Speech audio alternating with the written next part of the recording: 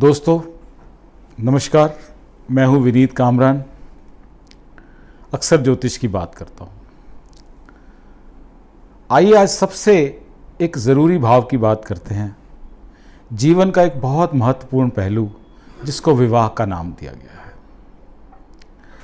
दोस्तों, किसी भी कुंडली के अंदर किसी के विवाह के बारे में जानने के लिए हमको सप्तम भाव का पूरा विश्लेषण करना पड़ता है। यही भाव सबसे महत्वपूर्ण कहा गया है ज्योतिष के अंदर।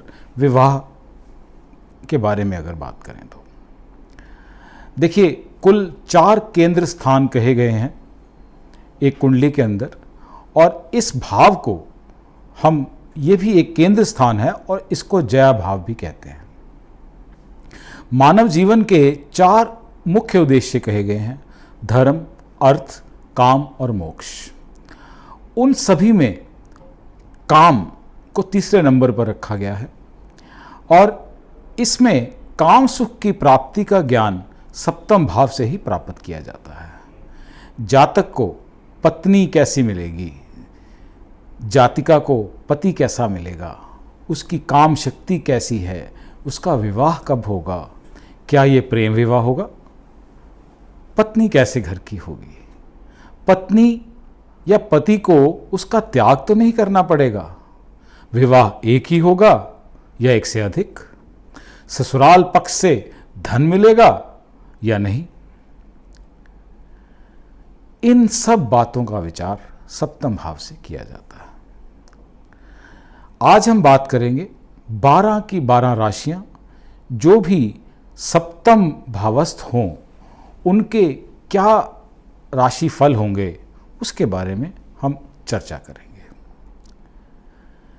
पहले बात करते हैं, अगर सप्तम भाव में मेष राशि हो तो जातक की पत्नी कर्कशा, क्रोध करने वाली तथा बात बात पर बिगड़ने और हठ करने वाली हो सकती है।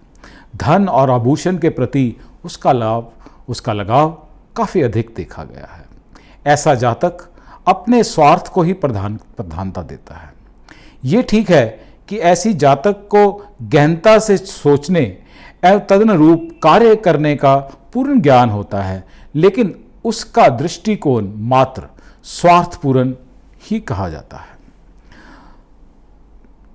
तुला लगन वालों के लिए, जातकों के लिए मंगल सप्तमेश और धनेश बनता है। यदि मंगल कुंडली के अंदर बलवान हो तो पत्नी की आयु को बढ़ा देता है, लेकिन यदि निर्बल या पाप प्रभाव में आया हुआ हो तो उसकी आयु को कम करता है। बात करते हैं, यदि सप्तम भाव में वृषभ राशि हो तो शुक्र की स्थिति का विशेष अध्ययन करना पड़ता है, क्योंकि शुक्र भोग और काम वासना के भावों का अधिपति होता है। शुक्र का पंचम, सप्तम, द्वादश भाव में होना जातक को अति कामुक बनाता है, लेकिन ऐसी स्थिति में भोग की भावना के स्थान से उसका प्रगाढ़ संबंध बन जाता है। ऐसे जातक को सुंदर जीवन साथी मिलता है। किसी से कैसे व्यवहार किया जाए ये उसे भली भांति आता है। ऐसे जातक की वाणी में मधुरता रहती है तथा विलासिता पर धन एवं समय व्यय कर देना उसे प्राय अच्छा लगता है। दोस्तों, बात करते हैं मिथुन राशि की। जब सप्तम भाव में मिथुन राशि हो तो बुध 2 केंद्र स्थानों का स्वामी बनता है, सप्तम भाव और दशम भाव। लेकिन सौम्य ग्रह होने से केंद्र अधिपति दोष के कारण ये ग्रह पापी बन जाता है। बुध की संज्ञा कुमार है। It is said as it is prince in the planetary cabinet. ये दाम्पत्य जीवन के प्रारंभिक काल में से ही अच्छे या बुरे फल देने लगता है। यदि बुध शुभ प्रभाव में हो तो जातक का विवाह शीघ्र होता है और दाम्पत्य जीवन में भी उसे विशेष अशुभ फल नहीं मिलते।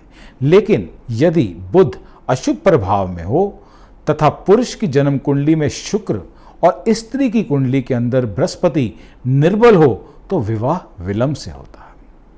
यदि सप्तम भाव सप्तमेश व बुध का राहु, शनि व सूर्य जैसे ग्रहों के साथ इनके साथ युति अथवा दृष्टि संबंध हो तो शीघ्र ही संबंध विच्छेद होने की स्थिति भी आ सकती है।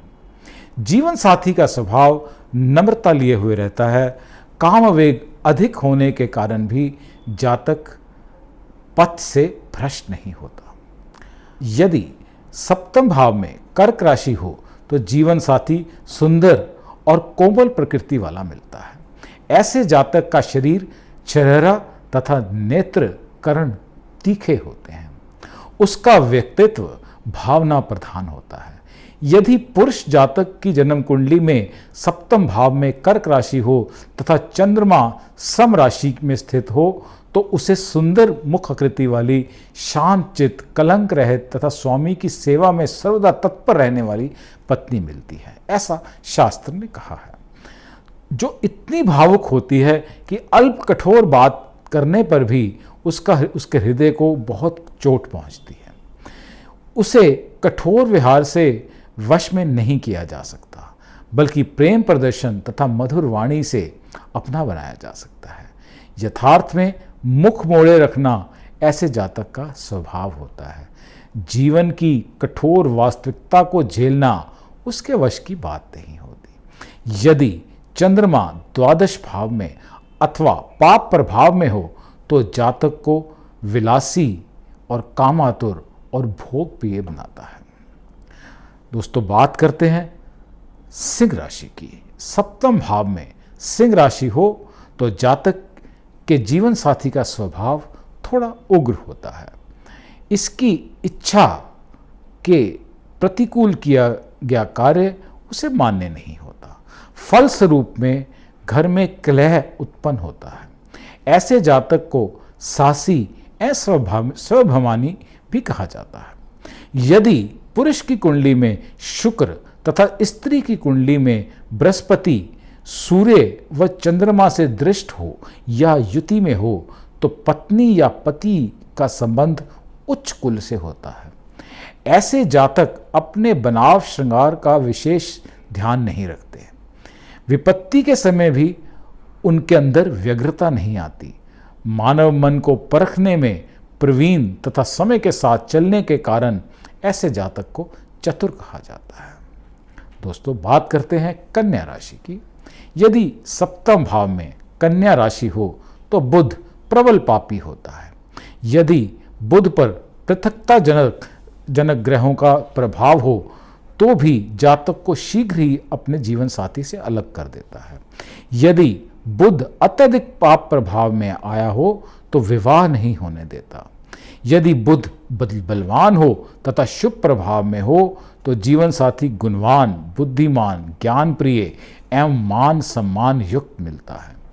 ऐसे जातक को जीवन साथी जहाँ सुंदर एवं सुशील होता है वहीं वह कोमल अंगों से युक्त तथा धन संपदा अर्जित करने वाला भी होता है। ऐसा जातक नीति एवं मर्यादा युक्त वचन बोलने वाला तथा संकटों में अपने जीवन साथी का साथ निभाने वाला होता है। धन और विलासिता की चीज़ों की ओर उसकी विशेष रुचि रहती है। दोस्तों, आज हमने बात की 12 में से पहली 6 राशियों के बारे में। अगले वीडियो में चर्चा करेंगे तुला से लेकर मीन राशि के बारे में। अगर ये वीडियो आपको पसंद आया हो तो इसको लाइक करें, शेयर करें। बहुत बहुत धन्यवाद।